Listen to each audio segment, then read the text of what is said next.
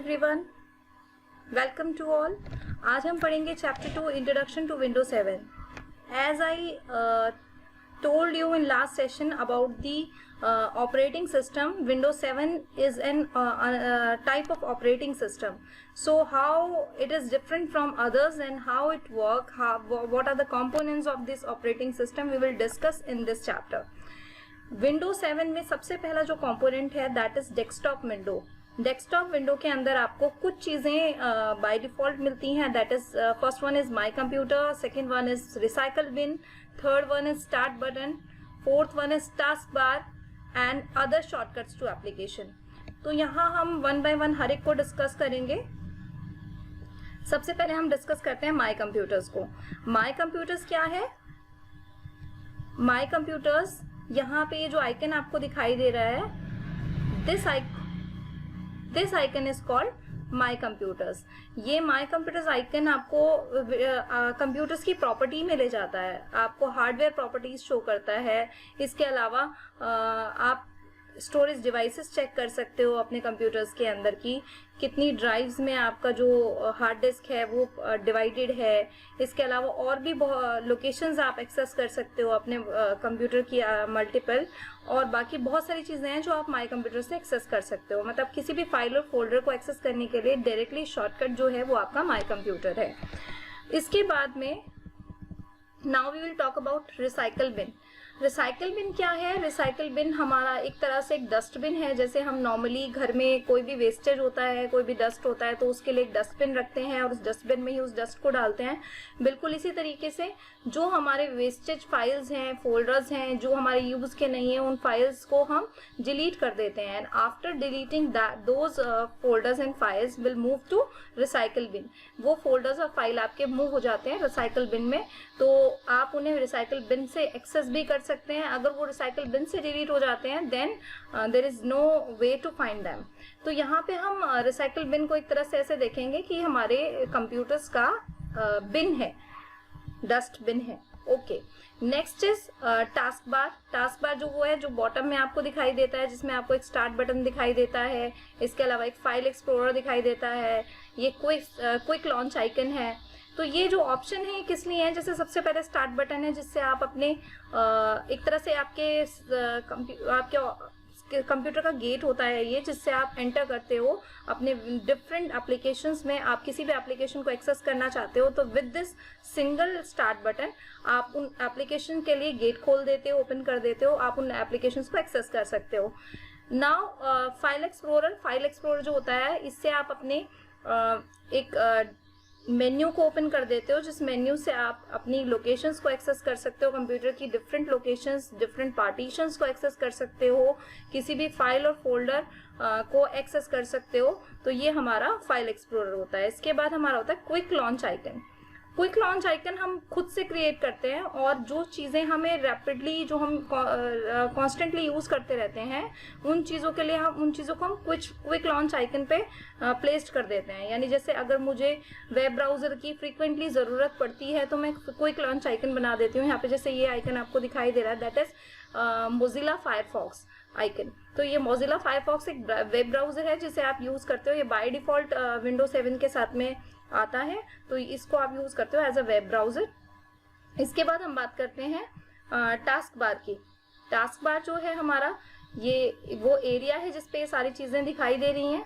इसके अलावा यहाँ पे एक नोटिफिकेशन एरिया है। इस नोटिफिकेशन एरिया में जो चीज़ें नोटिफिकेशन के तौर पे आपको दिखाई देती हैं, जैसे कि आपका नेट जो सिस्टम है वो नेटवर्क कनेक्टेड है, जिसके साथ नेट कनेक्ट है कि नहीं है वो इससे पता लग रहा है, या फिर ऑडियो ऑप्शंस जो होते हैं, या फिर और भी मल्टीपल ऑप्शंस हैं नोटिफिकेशन रिलेटेड, तो वो सारे आपको यहाँ पर शो होते हैं। इसके अलावा कॉर्नर में बिल्कुल एक आपको राइट साइड कॉर्नर में आपको एक क्लॉक दिखाई देती है, जिसमें आपको सिस्टम का करंट डेट और टाइम शो होता है। तो इस तरह से हमारी टास्क बार पे ये सारी चीजें होती हैं। इसके अलावा अब हम बात करेंगे स्टार्ट बटन में बता चुकी हूँ आपको। इंटरनेट एक्सप्लोरर की बात करें तो इंटरनेट एक्सप्लोरर जो है वो भी एक वेब ब्राउजर है, जिससे आप अपने वेब पेजेस को एक्सेस कर सकते हो, इंटरनेट एक्सेस कर सकते हो। तो इसे यूज हम किस तरह से करेंगे? इसे यूज करने के लिए हमें डबल क्लिक करना होता है इस आइकन पे, जो आइकन यहाँ पे दिखाई दे रहा है, और या फिर हम स्टार्ट पे क्लिक करके इंटरनेट एक्सप्लोरर पे जाके इसको एक्सेस कर सकते हैं। इसके बाद बात करते हैं एक्सेसरीज की। एक्सेसरीज वो चीज़ें होती हैं जो स्टार्ट मेन्यू का पार्ट होती हैं. These contain some useful application program that come along with the window operating system. एक तरह से आप ये कह सकते हो कि ये एक डिफ़ॉल्ट पार्ट होती हैं विंडोज 7 का, जो विंडो 7 नहीं, विंडो के किसी भी ऑपरेटिंग सिस्टम का जो आपको विंडो के ऑपरेटिंग सिस्टम के साथ मिलेंगे ही.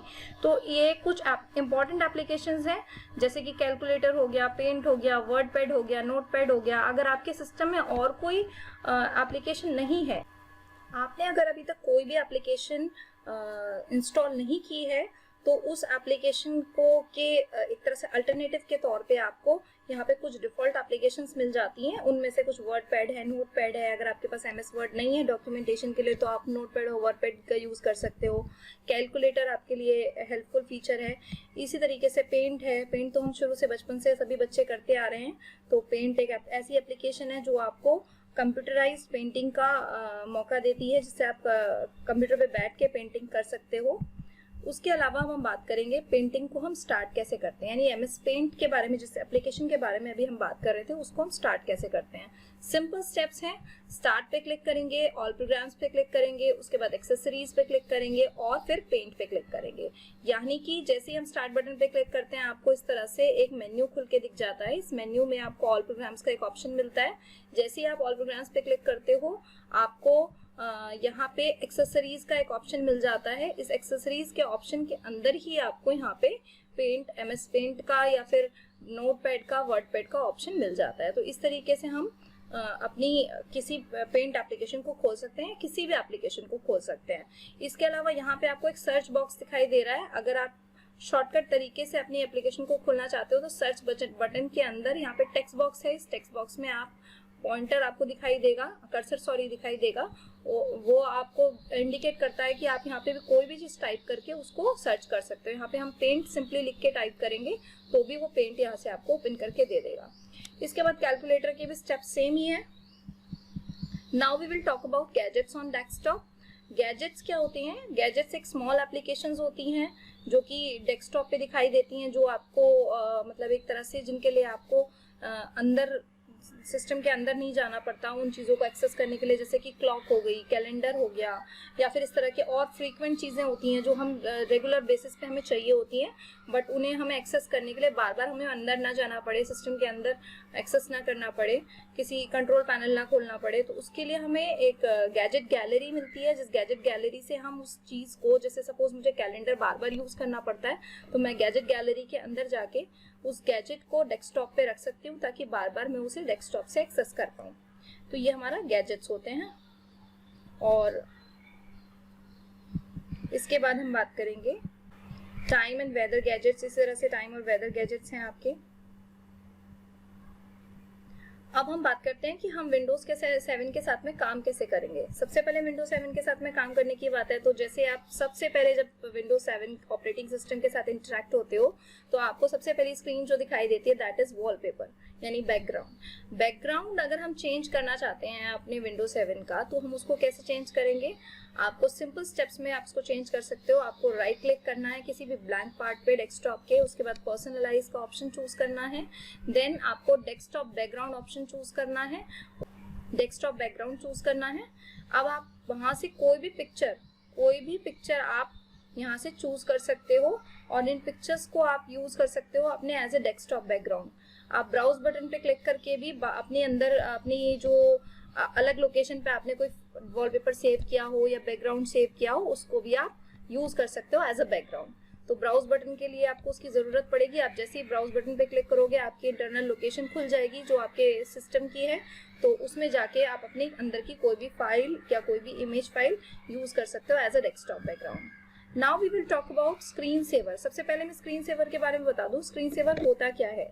स्क्रीन सेवर एक मूविंग पिक्चर होती है, एक पैटर्न होता है जो स्क्रीन पे दिखाई देता है जब आप अपने माउस और कीबोर्ड को बहुत लंबे टाइम तक यूज नहीं करते हो, मतलब खुद थोड़े टाइम तक आपने अपने सिस्टम को टच नहीं किया, तो आपकी एक स्क्रीन सेवर एक पिक्चर जैसी पिक्चर, एक मूविंग पिक्चर आपको अपनी स्क्रीन पे दिखाई देने लगेगी। तो इसे लगाने का क्या फ़ायदा होता है, क्यों हम इसे स्क्रीन सेवर को सेट करते हैं अपने सिस्टम पे? क्योंकि जब हमारा सिस्टम इलेक्ट्रॉनिक मतलब जब ऑन है और ऑन होने के बाद भी हम उसे यूज़ नहीं कर रहे हैं, तो एक तो बैटरी जो है उसकी वो ख़त्म होती है, उसके अलावा जो स्क्रीन है वो ऑन रहती है, उसकी वजह से भी वो डैमेज हो सकता है। तो ये सारी चीज़ों से जो स्क्रीन सेवर है वो सेव करता है आपके कंप्यूटर्स को, आपकी स्क्रीन को, तो आपके ऑपरेटिंग सिस्टम को। तो स्क्रीन सेवर का फ़ायदा क्या है? स्क्रीन सेवर का यही फ़ायदा है कि जब भी हम स्क्रीन सेवर सेट कर देते हैं तो इसकी वजह से अगर आप थोड़े किसी काम के बीच में कहीं चले गए और तो आपने थोड़े टाइम तक अपने सिस्टम को यूज़ नहीं किया, तो आपका जो स्क्रीन सेवर है वो आपके सिस्टम पे सेट हो जाता है और उसकी वजह से आपकी जो स्क्रीन है वो डैमेज होने से बच जाती है। तो आपको उसके लिए क्या स्टेप लेने पड़ेंगे? सेम स्टेप्स जो मैंने आपको डेस्कटॉप चेंज करने के लिए बताए थे, सेम स्टेप्स में आपको सिर्फ डेस्कटॉप बैकग्राउंड की जगह स्क्रीन सेवर ऑप्शन चूज करना है, बाकी स्टेप्स बिल्कुल सेम है। मतलब जैसे आपने लास्ट टाइम राइट क्लिक किया डेस्कटॉप पे किसी भी ब्लैंक पार्ट पे, उसके बाद पर्सनलाइज ऑप्शन चूज किया, तो आपको डेस्कटॉप बैकग्राउंड की जगह यहाँ पे कौन सा ऑप्शन चूज करना है? स्क्रीन सेवर ऑप्शन चूज करना है। तो इस तरह से आप अपने किसी भी स्क्रीन सेवर को चूज कर सकते हो। प्रीव्यू बटन की हेल्प से आप स्क्रीन सेवर चूज करने के बाद आप बिना अप्लाई किए उसको वहीं पर देख सकते हो कि वो कैसा दिखाई देगा। तो प्रीव्यू बटन भी आपको प्रोवाइडेड होता है और उसके बाद में आप उसे ओके करके सिलेक्ट कर सकते हो। उसके बाद क्लोज बटन से आप उसको बंद कर सकते हो। Now we will talk about window explorer. देखो, विंडो एक्सप्लोरर की बात करें तो विंडो एक्सप्लोरर एक ऐसा टूल है जो हमें विंडो 7 से इंटरेक्ट करना बताता है। इंटरेक्ट करना मतलब उससे किस तरह से हमें यूज़ करना है, किस तरह से हमें अपनी फाइल्स को, अपनी फोल्डर्स को, अपनी लाइब्रेरीज को व्यू करना है, देखना है, तो वो हम विंडो एक्सप्लोरर के थ्रू करते हैं। Just by a simple clicking on window explorer आप अपनी किसी भी फाइल को ओपन कर सकते हो, व्यू कर सकते हो, फोल्डर को व्यू कर सकते हो। इसका एक शॉर्टकट तरीका भी है आप विंडो एक्सप्लोरर को ओपन करने का। आप Win+E शॉर्टकट की से अपने विंडो एक्सप्लोरर को ओपन कर सकते हो या फिर स्टार्ट मेन्यू के थ्रू कर सकते हो। इसके बाद में हम बात करेंगे फाइल्स एंड फोल्डर की। फाइल क्या है? फाइल एक तरह से एक तरह से एक डेटा जिसके अंदर आप रखते हो। कोई भी चीज़ आप कंप्यूटर में कोई भी काम करोगे तो वो काम आप जब सेव करोगे तो किसी न किसी फाइल के अंदर सेव करोगे, क्योंकि फाइल क्या है? फाइल एक तरह से इंफॉर्मेशन को रखती है, अपने अंदर कंटेन करती है। जैसे कि आप जो हम इंफॉर्मेशन बुक में देखते हैं वो किसी न किसी बुक के अंदर एक पेज पे लिखी होती है। इसी तरीके से और उन पेजेस को ऑर्गेनाइज करने के लिए हम लोग क्या करते हैं, उसे बाइंड करवा लेते हैं। तो इसी तरीके से फाइल और फोल्डर का कंसेप्ट है। फाइल एक तरह से ऐसे ही हो गया जैसे पेज, बुक का पेज।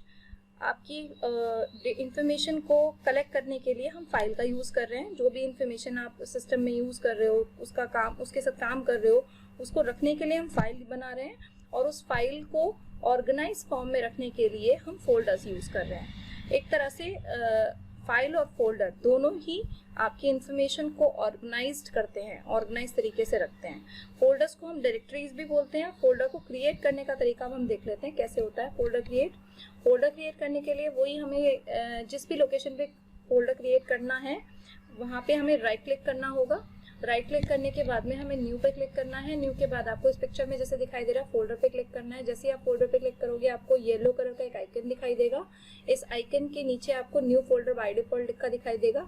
आपको उस न्यू फोल्डर पे क्लिक करके बाय डिफॉल्ट ये सिलेक्टेड ही होता है, पर आप अगर हटा देते हैं अपनी क्लिकिंग तो इसको आपको सेलेक्ट करके इसको रीनेम आप कर सकते हो और इस तरह से आप इसका कोई भी नाम प्रोवाइड कर सकते हो। जैसे आपने यहाँ पे ट्रिप फोटोज देख रहे हो, पहले यहाँ पे न्यू फोल्डर था और फिर इसको रीनेम करके ट्रिप फोल्डर कर दिया गया।